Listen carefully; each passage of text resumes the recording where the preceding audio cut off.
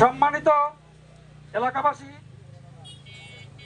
আজকাল এই প্রচার মিছিল আগামী 18 তারিখের তুহিন ভাইয়ের জনসভা উপলক্ষে উপস্থিত আছেন আমার সম্মানিত সহযোদ্ধা,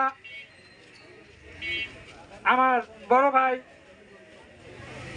সাবেক সদস্য সচিব ডিমলা উপজেলা বিএনপি এবং সাবেক চেয়ারম্যান শামসুল হুদা ভাই, উপস্থিত যুব দলের ভারপ্রাপ্ত সভাপতি আব্দুল করিম, উপস্থিত কৃষক দলের সভাপতি ওবায়দুর রহমান, উপস্থিত এই ইউনিয়ন বিএনপির সংগ্রামী সাধারণ সম্পাদক মোজাম্মেল হক ভাই, উপস্থিত ছাত্রদল সহ সকল অঙ্গ সংগঠনের নেতা কর্মী বৃন্দ, আসসালামু আলাইকুম। হিন্দু ভাইদের প্রতি আদাব।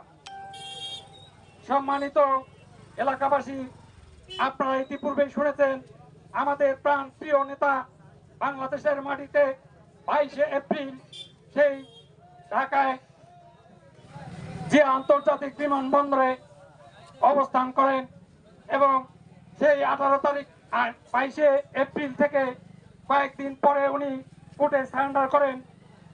আজকে সে আইনের শাসনকে সম্মান দেখিয়ে আত্মসমর্পণ করেন এবং কারাবরণ করেন। কারাবরণের পরে উনি জামিনে মুক্তি পান।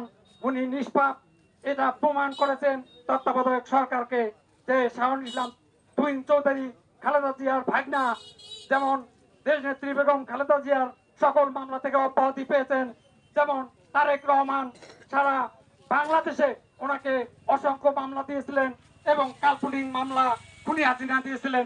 সেই মামলাগুলোর থেকে আমাদের সেই প্রাণপ্রিয় তারেক রহমান বেকসুর খালাস পেয়েছেন। তেমনি তার ভাগনা, আমাদের সাবেক প্রধানমন্ত্রীর ভাগনা ইঞ্জিনিয়ার শাহরুল ইসলাম তুহিন চৌধুরীর বিরুদ্ধে তথাকথিত মামলা দিয়ে আজকে 18 বছর দেশের বাইরে ওনাকে অবস্থান করতে হয়েছে।